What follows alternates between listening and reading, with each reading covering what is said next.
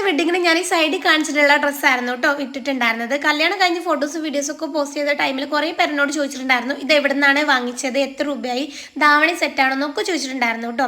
സംഭവം ഞാൻ ചേച്ചിയുടെ കല്യാണത്തിന് സാരി വാങ്ങിയിട്ടാണ് സ്റ്റിച്ച് ചെയ്തിട്ടുണ്ടായിരുന്നത്. സ്കേർട്ടും ടോപ്പുമാണ് ഞാൻ ഉദ്ദേശിച്ചിട്ടുണ്ടായിരുന്നത് കേട്ടോ. അപ്പോൾ സ്റ്റിച്ച് ചെയ്ത് ഇട്ടതിന് ശേഷം ഭയങ്കര സിമ്പിളായിട്ട് തോന്നിയിട്ടുണ്ടായിരുന്നു. ബ്ലൗസിലൊന്നും വർക്ക് കാര്യങ്ങളൊന്നും കൊടുത്തിട്ടുണ്ടായിരുന്നില്ല.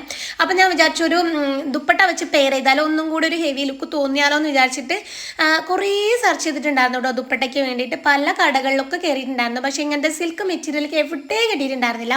പരാഗിലും അല്ലാതെ ഷോപ്പിലൊക്കെ പോയിട്ടുണ്ടായിരുന്നു കേട്ടോ.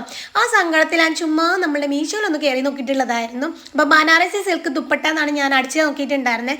കറക്റ്റ് എൻ്റെ ഗ്രീൻ ഷെയ്ഡ് തന്നെ കിട്ടിയിട്ടുണ്ടായിരുന്നു കേട്ടോ. എൻ്റെ ഡ്രസ്സ് ഞാൻ സൈഡിലായിട്ട് ഒന്നും കൂടി കൊടുക്കും, അപ്പോൾ നിങ്ങൾക്ക് കറക്റ്റ് മനസ്സിലാകും. വർക്ക് വരെ ഒരുപോലെ ആയിരുന്നു കേട്ടോ, യാതൊരു വ്യത്യാസം ഉണ്ടായിരുന്നില്ല. ഞാൻ ധാവണി സെറ്റ് വാങ്ങിയെന്നാണ് എല്ലാവരും വിചാരിച്ചിട്ടുണ്ടായിരുന്നത്. 340 രൂപയായിരുന്നു ഇതിന് ഉണ്ടായിരുന്നത്. അപ്പോൾ കോഡ് വേണ്ടവർ പറഞ്ഞാൽ മതി. ബാക്കി വിശേഷമായിട്ട് അടുത്ത വീഡിയോ കാണാം. ടാറ്റാ.